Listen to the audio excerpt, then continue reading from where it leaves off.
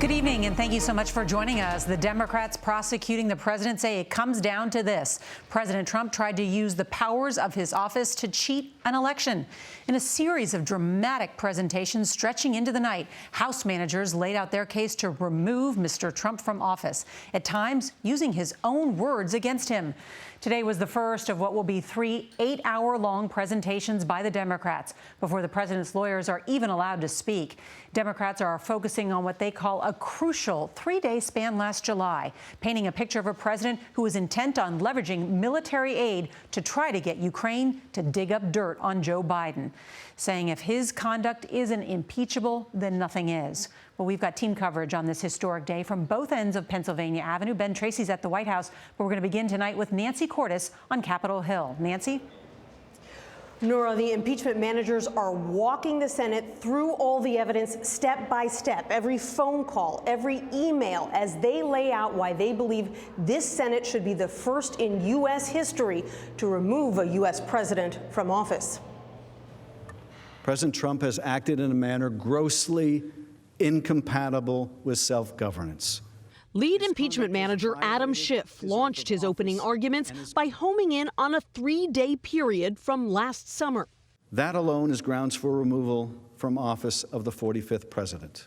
It started, he said, on July 24th, the day special counsel Robert Mueller testified about his 2-year investigation into Russian election interference. Did you actually totally exonerate the president? No. 1 day later, President Trump asked the Ukrainian president to do him a favor and investigate his campaign rival, Joe Biden.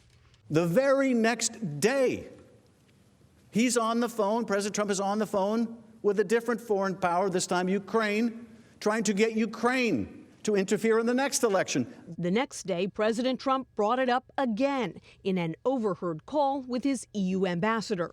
President Trump asked Sondland, so he's going to do the investigation? Those 3 days, Schiff argued, show the president himself was behind the scheme, using millions in military aid as bait. It was not only immoral, it was also illegal. The president's legal team looked on from a table nearby. We will challenge aggressively the case that they're putting forward. In a series of late-night votes, Senate Republicans blocked the minority's attempts to secure new witness testimony.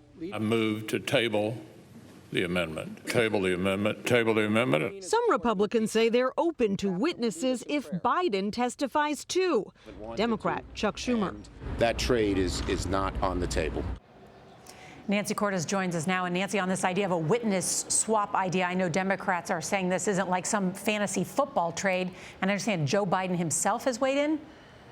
That's right. He's campaigning in Iowa, where he says that he himself is not going to be party to any kind of witness swap because he wasn't involved in this scheme and did nothing wrong. But at the end of the day, Nora, it's up to the senators. If 51 of them vote to hear from Joe Biden or John Bolton or anyone else, then those subpoenas are going to go out.